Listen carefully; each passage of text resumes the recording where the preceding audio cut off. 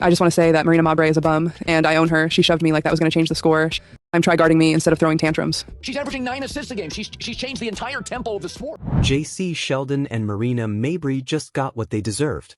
They are now suspended, and everyone is talking about it in the WNBA.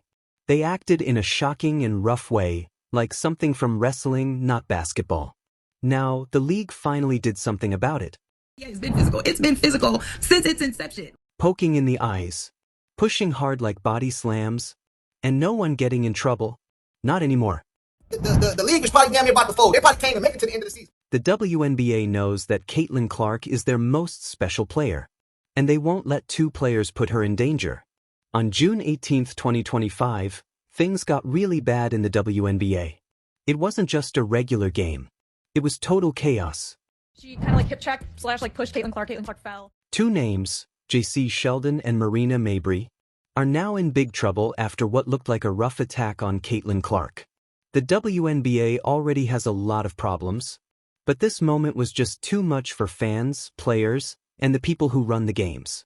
Thank God they got Caitlin Clark. She's injured for 2 weeks. All of a sudden, attendance goes down. Let's break it down. Caitlin Clark is the big star of the WNBA. She just came back to play, and 2.2 million people watched her game on ABC. That made it the third most watched game ever in the league. This showed she is the most popular player in the league. But the happy time did not last long. And then in the third quarter, Sheldon poked her in the eye. Again, this is something we see all the time. They were on each other. They were talking. It was trashy. The superstar like MJ, unstoppable. During a tense time in the second quarter, Sheldon poked Caitlin Clark right in the eye. It scratched her face and everyone saw it was a bad foul. Fans and commentators were shocked. They looked at the play again, but at first they said it was just a normal foul. The fracas occurred in the fourth quarter, which was, it took, the referees like 10 minutes to decide what to do. They ended up ejecting. And if that wasn't enough, Mabrey made things even worse. In the fourth quarter, this is the reason why we haven't seen Caitlin at 100%. We haven't seen her as quick as we saw her last season. After the ball was not in play, Mabrey surprised Clark with a strong body slam. Clark fell hard on the ground.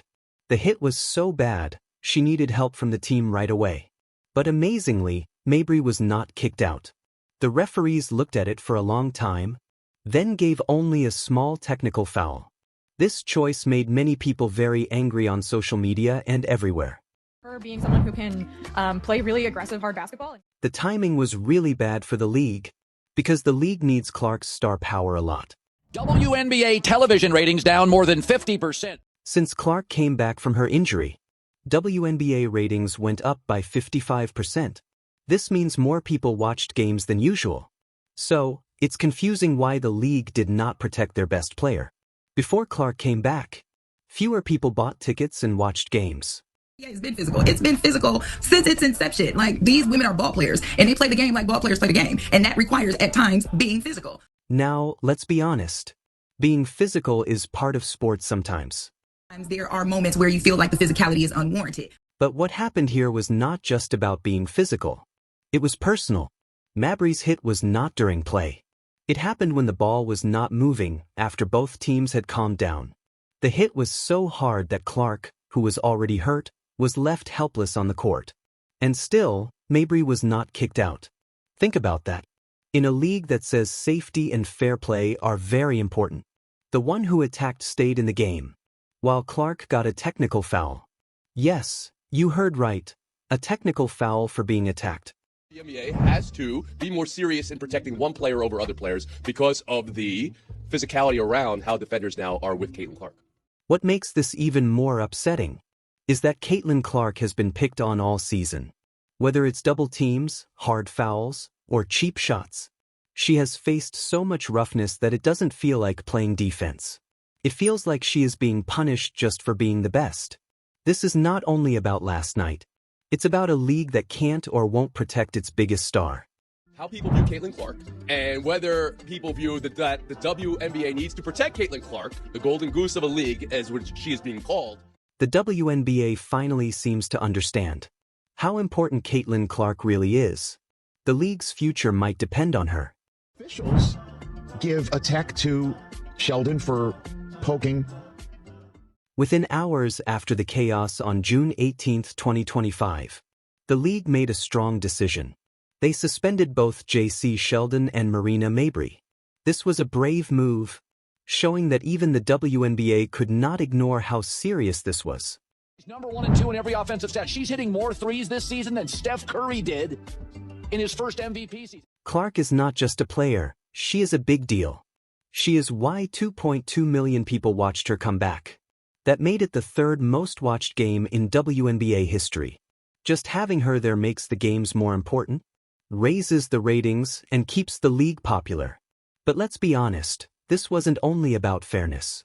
It was also about fixing the league's image. Again, we don't know how bad it is. The WNBA knows it can't lose the fans that Clark brings in.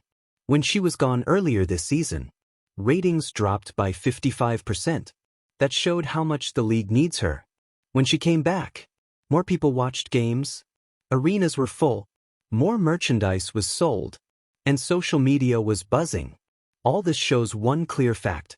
Caitlin Clark is the heart of the WNBA's comeback. Her ability to step up in big moments. When the bright lights are on, Caitlin Clark is also on. When Clark is playing, the energy in the arena is strong. People make plans to watch her games.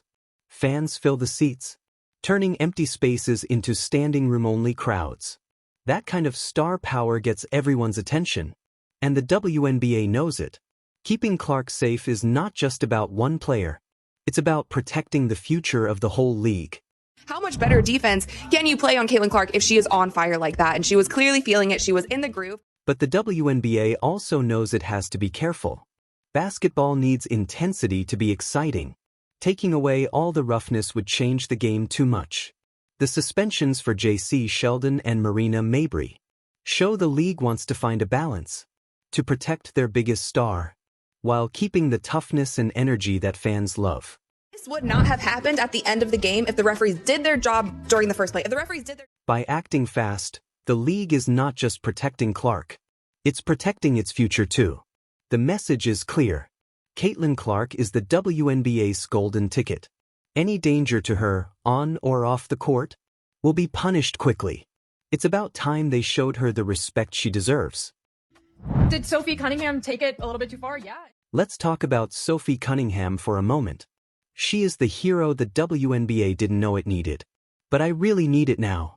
In the All-Star game tonight, just from this one play, because she was standing on business. It wasn't a dirty play. It was an intentional foul, and it was meant to send a message. While the chaos was happening on the court, Cunningham was ready to fight like Draymond Green. She stood up for Caitlin Clark, something her own team didn't do. And guess what? Fans saw it. Subscribe to the channel for more strong opinions and real talk about the WNBA season. And then there was another play where Sophie Cunningham got caught up on a screen. There was contact there, and then that's when Sophie re-injured her. Let's look at the bigger picture. Sophie's brave moment is just one part of a bigger story. Caitlin Clark is not just a star. She is the center of the whole WNBA world. Her shooting is like Steph Curry's. Her passing is like Magic Johnson's. Her mindset is like Kobe Bryant's. She has the Mamba mentality. A strong will to win, even when the odds or referees are against her.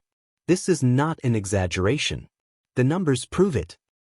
She's like Steph Curry. She can pull up from anywhere. You understand? She has that kind of capability. Without Clark, the league has a hard time staying alive. Games don't get noticed, ticket sales go way down, and social media stops buzzing. She is not just a player. She is the WNBA's lifeline. And that is the problem. No sports league should depend so much on one person, no matter how good they are. It just can't last. Caitlin Clark, Marina Mabrey, Tina Charles were assessed with technical fouls on Tuesday. Caitlin, Marina, and Tina Charles. What happens if Clark decides she's done? Let's remember, she has been picked on all season. Eye pokes, body slams, cheap shots, she has faced them all. And she still carries the league on her back. What does she get in return?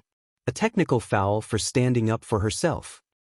There are millions of people that never cared about the WNBA at all, that now care because Caitlin Clark is in the WNBA. If the WNBA doesn't start protecting its star player, Clark might decide to play somewhere else. Overseas leagues would love to have her, and they probably pay her more money too. The WNBA can't afford to lose her, But right now, it's not showing her the respect she deserves. Haul her racist ass back to Russia. But let's look at it another way. Being physical is part of the game. The WNBA is standing firm. In the middle of all the noise about how Caitlin Clark was treated, they say being physical is part of the competition. Man, Caitlin Clark is a superstar and she's, bigger than life and all this stuff. While fans and commentators say the actions of Jacy, Sheldon, and Marina Mabrey were too much, the league is trying to find the right balance. They want to protect their stars, but also keep basketball's rough and physical nature. Let's talk about the big truth. Basketball is not a no-contact sport. Some of the most famous moments in men's and women's basketball came from hard fights where being physical mattered a lot. Think about the Bad Boys Pistons team, or the tough play in the late 90s. The WNBA has always been known for strong competition and close, physical defense. From this view, what happened with Clark, Sheldon, and Mabrey was intense, but it's not very different from what can happen in big, important games.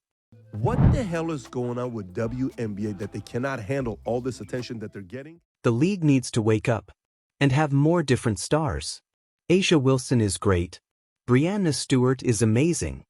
Caitlin Clark came out the gates and put up some numbers we've never seen before. But none of them make as much excitement as Caitlin Clark does.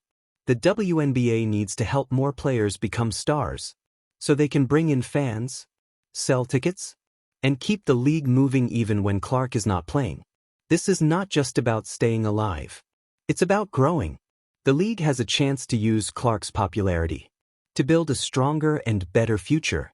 I don't want this to go to that extreme level where now people are saying just crazy things, because this has been around in the WNBA for a long time. It's a really aggressive sport. At the same time, the trouble from this WNBA mess is bigger than before. Social media is full of angry fans from both sides, sharing strong opinions that could light up a scoreboard. The hashtags #brutal, #banmabrey, and #justice4Clark is trending. Fans want Marina Mabrey and Jacy Sheldon banned for what they call an attack, not basketball. And honestly, can you blame them? The videos don't lie. Clark was picked on, attacked, and left helpless. It's like the WNBA is afraid to be profitable. If they start making money, maybe the NBA would force them to operate as a separate entity. The WNBA's path to becoming a top sport is not finished yet. The league can't mess up when there is unfairness.